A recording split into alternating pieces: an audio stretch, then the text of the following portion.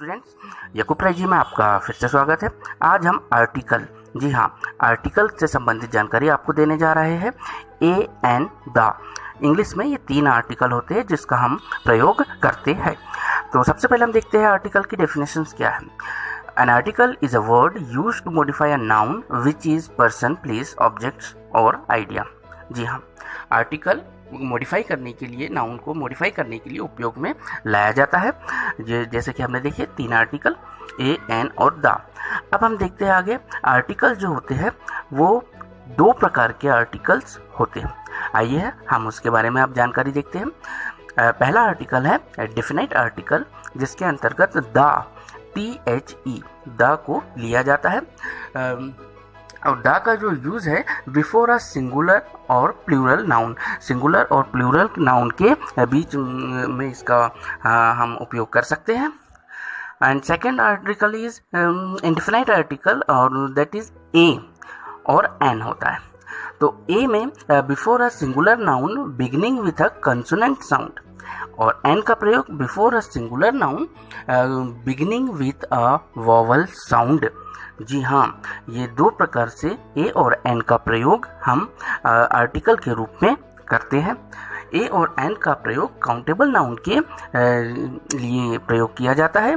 और जैसा कि हम देख रहे हैं यहाँ सामने कि ए का प्रयोग हम कंसोनेंट साउंड में किया जाता है, मतलब व्यंजन साउंड में किया जाता है, और एन का प्रयोग हम वॉवल साउंड में करते हैं। यहाँ बात करते हैं हम इंडेफिनाइट आर्टिकल में ए की। तो ए का जैसे हमने देखा अभी प्रयोग, सिंगुलर काउंटेबल नाउन, जी हाँ, जो beginning with a consonant sound में इसका प्रयोग किया जाता है। अब हम इसके एग्जाम्पल के तौर पर हम ये देखेंगे कि हम ए का प्रयोग किस तरीके से कर सकते हैं। तो आइए चलिए देखते हैं ए का प्रयोग हम किस तरीके से कर सकते हैं। He is a boy, she is a girl, give me a pen, he is a good teacher, give me a 1 rupee note, he is a European. तो यहाँ पर हमने ए का प्रयोग किया है, क्योंकि यहाँ पर जो संज्ञा है वो व्यंजन साउंड से ली गई है, कंसोनेंट साउंड से है, इसलिए हमने यहाँ पर ए का प्रयोग किया है। चलिए अब नेक्स्ट हम देखते हैं कि एन का प्रयोग कैसे किया जाता है।